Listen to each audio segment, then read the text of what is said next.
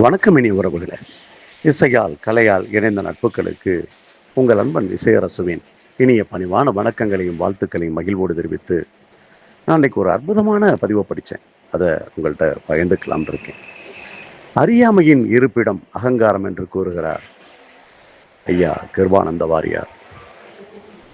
ஐயா கிருபானந்த வாரியார் அவர்கள் ஒரு சொற்பொழிவில் கூறியது, தேனில் மூழ்கி இறக்கும் வண்டை போல ஆணவம் கொண்ட மனம் தான் என்கின்ற அந்த அகங்கார மாயைக்குள் அகப்பட்டு தன்னுடைய அழிவை தேடிக்கொள்கிறது என்கிறார்.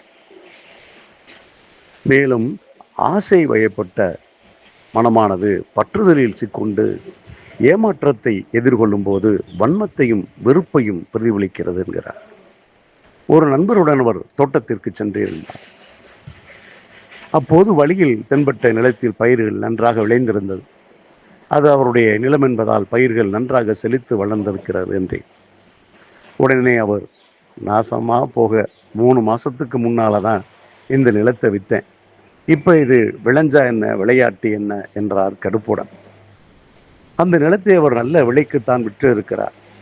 இருந்தாலும் நிலத்துக்கு மேல் இருந்த பற்று கோபமாக வெளிப்பட்டு விட்டது என்று கூறினார் வாரியார். அதே போன்றுதான் அகங்காரம்.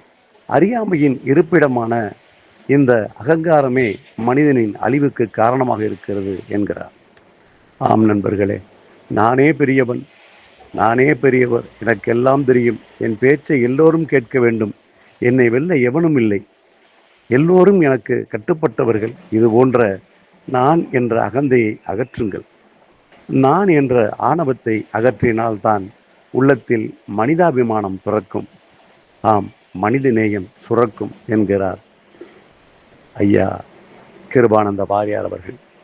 ஆம் நல்லிதயங்களே, இந்த அற்புதமான பதிவை நமக்கு அளித்த நலிதயத்திற்கும் இதை கேட்டு மகிழ்ந்த அன்பு இதயங்களுக்கும் நன்றி கூறி, மீண்டும் ஒரு அடுத்த பதிவில் சந்திக்கும் வரை உங்களிடமிருந்து அன்பு விடைபெறுவது என்றும் உங்கள் அன்பின் மகிழ்வில் நன்றி மறவா நாட்டுப்புற பாடகன் நடிகன் இசையரசுவின் பணிவான வணக்கங்களையும் வாழ்த்துக்களையும் மகிழ்வோடு தெரிவித்து விடைபெறுகிறேன். நன்றி, வணக்கம் உறவுகளே.